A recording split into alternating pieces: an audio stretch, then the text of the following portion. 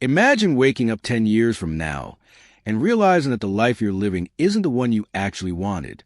Not because you failed, not because something terrible happened, but because of 5 quiet decisions you made or didn't make right now during this exact season of your life. The worst part? You won't even remember making them. They'll feel like nothing, like background noise. But they will be the most powerful moments of your entire decade. This video is about those 5 decisions. And by the time we're done, you will never look at your daily choices the same way again. Here's what most people believe about big life change. They think it looks like a dramatic moment, a rock bottom, a lightning bolt realization, a conversation that turns everything upside down. They're waiting for the moment that forces them to change. That moment is not coming. And that belief, right there, is the first thing that's going to cost you an entire decade. You think you're building your life day by day. You're not. You're building it decision by decision. And those decisions don't announce themselves. They show up looking like small things, ordinary things, things that feel like they don't matter. I'll start seriously working on that next year. I'll have that conversation when the time is right. I'll commit when I feel more ready. None of those feel like defining moments, but stack them up over 10 years, and they are the wall between you and the life you actually want.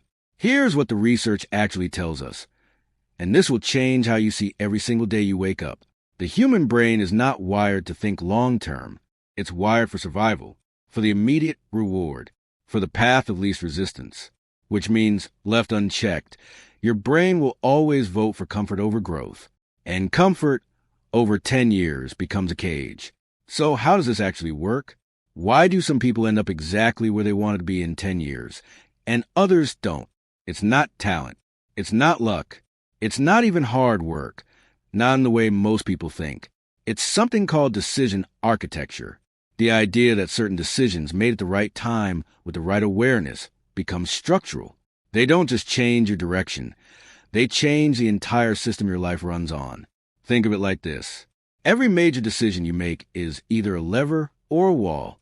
A lever opens up entirely new sets of possibilities. A wall quietly closes them, sometimes permanently. And the brutal truth is that most people spend their lives building walls they can't even see. These 5 decisions are the 5 biggest levers of your next decade. And I want to walk through each one carefully, because they are not what you expect. They're not about hustle. They're not about productivity hacks. They are far deeper than that. But here's the problem. Before we get to the decisions themselves, there's something you need to understand about the timing of all of this, because these decisions only have maximum power within a specific window. Miss the window, and the leverage disappears. That's what we're going to talk about first. Every decade of your life has what psychologists call a formative pressure window, a period where your identity, your habits, your relationships, and your trajectory are most plastic, most open to being reshaped. Think of it like cooling metal. Right after it's heated, you can shape it into anything. But the moment it cools, it holds. It locks. Changing it later requires a completely different level of force. Your 20s and early 30s are the most powerful formative pressure window most people will ever experience. Not because you're young, but because you are at peak neurological plasticity, peak social mobility, and critically, you have not yet fully locked in your identity. That matters enormously, because the decisions you make during this window don't just affect your circumstances. They shape who you become. They become your defaults, your autopilot. It gets worse. Most people don't realize this window is open until it's already starting to close. They spend their 20s in experimentation mode, thinking they have unlimited time to figure it out. And by the time they're ready to get serious, the decisions that would have changed everything carry far less leverage than they did 5 years earlier. I'm not saying change becomes impossible. It doesn't. But the cost of change goes up dramatically with every year you wait. The energy required, the time required, the sacrifices required. So the 5 decisions I'm about to give you, they are most powerful right now. Today, this year, not next year, not when you feel more ready. Now, nobody talks about this, but the first decision has nothing to do with your career, your money, or your relationships. It has to do with something far more fundamental. And most people get it completely wrong. Decision 01. Who you decide to become before the evidence exists. Most people build their identity backwards. They wait for results, then decide who they are. They wait to lose the weight before calling themselves healthy. They wait to make the money before calling themselves financially capable. They wait for the relationship to prove they're lovable. That's not how identity works. The most effective people on the planet, the ones who don't just set goals, but fundamentally transform over a decade, they build their identity first. They decide who they are before they have proof, and then they make decisions consistent with that identity. This isn't delusion. This isn't fake confidence. This is something called identity-based decision-making, and it is the most powerful psychological shift you can make right now. Here's how it works in practice. Every morning, the version of you that wakes up makes hundreds of micro-decisions. What to eat, whether to exercise, whether to check your phone first or do focus work first, whether to engage in that difficult conversation or avoid it. If your identity is vague, if you haven't consciously decided who you are, then your brain defaults to your programming, to your past, to what's comfortable, and you make the same decisions you made yesterday and the day before that, and suddenly 10 years have gone by. But if you have a clear, committed identity, if you're decided at a deep level that you're someone who does hard things, someone who grows, someone who builds, then those micro decisions change, not through willpower, not through discipline, through identity. The decision isn't to try harder. The decision is to decide who you are. And once you make that decision, really make it, not just say it. Everything else starts to follow. But here's the problem with decision 1. Most people make this decision and then immediately undermine it with decision 2, which is the most invisible trap in this entire L. It's decision 02, which voices you allow inside your mind. Here's something no one tells you. Your brain is an input machine. It does not generate its own thinking in a vacuum. It processes constantly, relentlessly, whatever you feed it, whatever you watch, read, listen to, and who you spend time with. This means that the most powerful design decision you will ever make is not about your goals. It's not about your habits. It's about your information environment. Think about the people who have had the biggest impact on your thinking in the last 3 years. Not just famous names. The podcasters you listen to on your commute, the content you scroll at night, the conversations you have most regularly, the friends who shape your worldview without you even realizing it. Now ask yourself this. Are those inputs pulling you forward or keeping you comfortable? Because here's the brutal reality. Your ceiling is almost always determined by the ceiling of your intellectual environment. If everyone around you thinks small, you will think small. If the content you consume is designed to entertain rather than transform, you will be entertained and stay exactly where you are. Nobody talks about this, but the most successful people I've studied don't manage their time first. They manage their inputs first. They are extraordinarily intentional about what they allow into their minds. They read what challenges them, not just what confirms what they already believe. They spend time with people who are further along than them, not to compete, but to recalibrate their sense of what's possible. They protect their morning mind from noise with the same discipline most people reserve for their finances. This decision, who and what you allow to influence your thinking, will compound over 10 years in a way that is almost incomprehensible.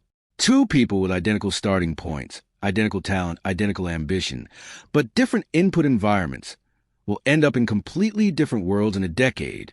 You are building one of those worlds right now. And decision 3 is the one that will determine whether that world feels like freedom or like a very comfortable prison. Decision 03, what you choose to tolerate. This is a decision most people never consciously make. And that is exactly the problem. Every relationship in your life, every environment, every system you operate within has a tolerance level, a set of things you've decided, consciously or not, that you will accept. And here's the thing about tolerance. It doesn't stay still. Whatever you tolerate, you eventually normalize. And whatever you normalize, you stop seeing as a problem, which means it stops getting solved, which means it slowly and visibly shapes your identity and your trajectory. Think about the low-level discomforts you've been tolerating for years. The relationship that drains you but feels too complicated to address. The work environment that suppresses your potential but feels too risky to leave. The habits that are holding you back but feel too small to treat seriously. None of these feel like defining decisions. That's the trap. They feel like minor inconveniences, background noise, but they are constantly consuming your energy, the same energy you need to build a life you actually want. High-performing people, the ones who make enormous progress in a short time, almost always have a defining moment where they raise their standards, where they look at what they've been tolerating and decide, not anymore. And this isn't about perfectionism. It's not about eliminating all discomfort. Some discomfort is essential. It's the productive kind, the kind that comes from growth. What we're talking about is the unproductive kind, the drain, the slow leak, the thing you've been meaning to address for 3 years. The decision to stop tolerating what doesn't serve you is not a small lifestyle adjustment. It is a structural shift in how your next decade unfolds. Because every unit of energy you stop losing to tolerance becomes energy you can invest in becoming. It gets worse before it gets better, though, because decision 4 is the one that terrifies most people, and it's the one that carries the most leverage of all 5. Decision 04. The bet you make on yourself before you're sure you'll win. This is the one.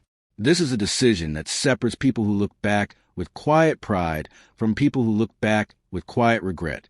At some point in the next 10 years, probably sooner than you think, you will face a moment where you have to bet on yourself, where the path forward requires committing to something before you have certainty, before you have enough proof, before you feel ready, and your entire nervous system will resist it.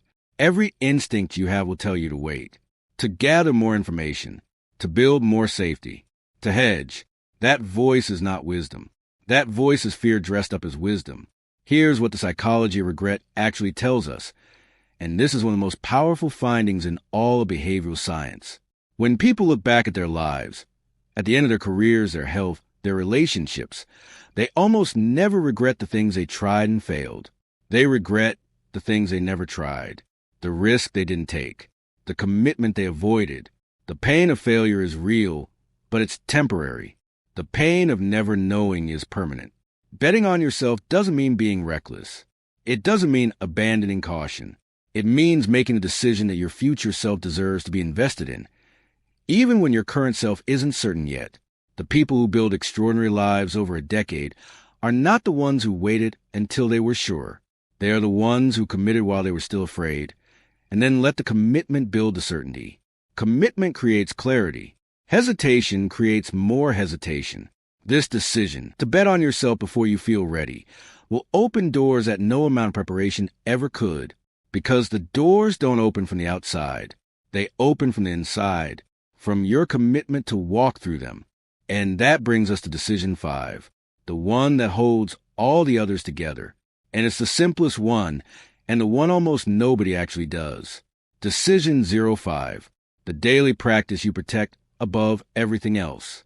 Every empire, personal, professional, financial, relational, is built on one thing: a consistent, protected, non-negotiable daily practice. Not a morning routine you follow when life is easy. Not a habit you maintain when you feel motivated. A practice that you protect with the same ferocity that most people only reserve for emergencies. Here's the compounding reality that most people intellectually understand but emotionally underestimate. 1 hour of focused daily practice, compounded over 10 years, does not produce 10 years of improvement. It produces something exponentially larger. Because each day of practice builds not just skill, it builds a neural architecture to apply that skill more effectively. Think about what one powerful daily practice looks like at scale. 30 minutes of deep reading per day. You'll consume 200 plus carefully chosen books in a decade. A daily writing practice. You will produce an enormous body of thought that clarifies your mind and communicates your value. A daily physical practice. You will not just be fitter. You will have built the mental discipline and hormonal baseline to outperform everyone around you in every other area of life. But here's the problem. Most people don't protect their practice. They let it be the first thing that gets negotiated away when life gets busy. And life is always busy. It is designed to be busy. The world will always have more demands than you have time for. The decision isn't to find time. The decision is to protect time.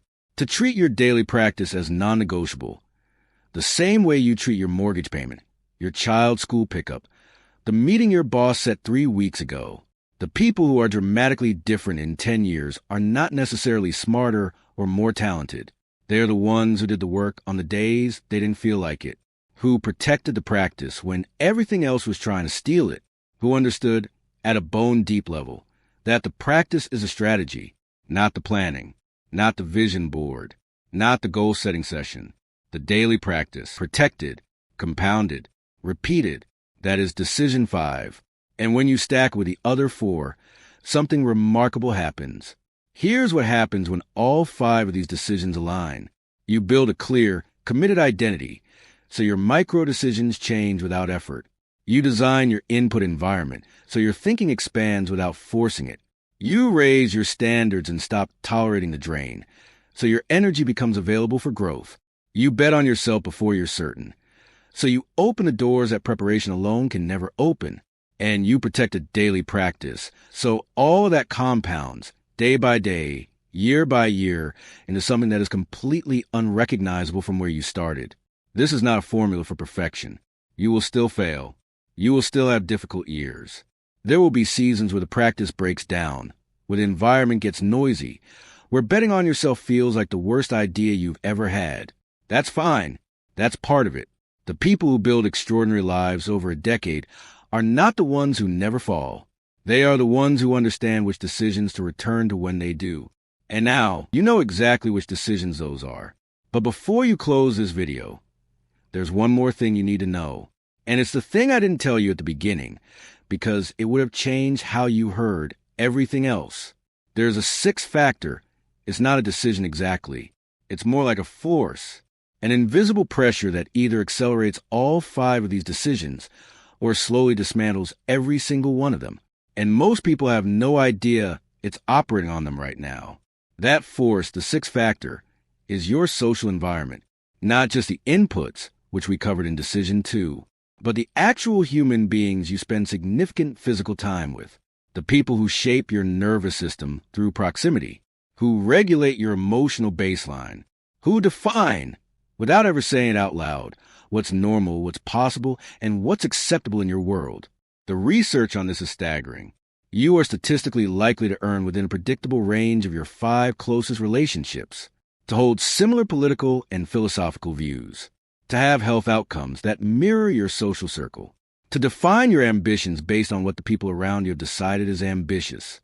This isn't peer pressure in the way you were warned about it as a child. It's subtler.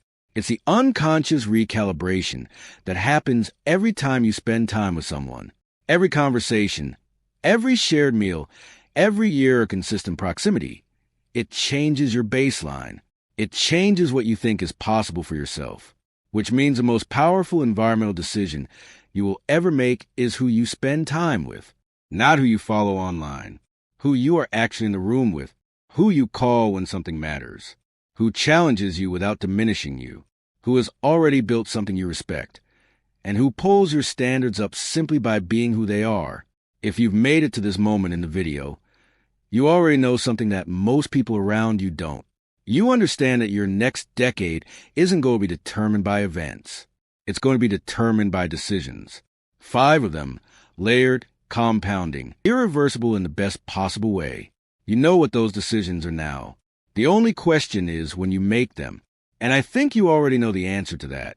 If this changed something for you, share it with one person who needs to hear it, not to grow the channel. Because that person's next 10 years might look completely different because you did. I'll see you in the next one.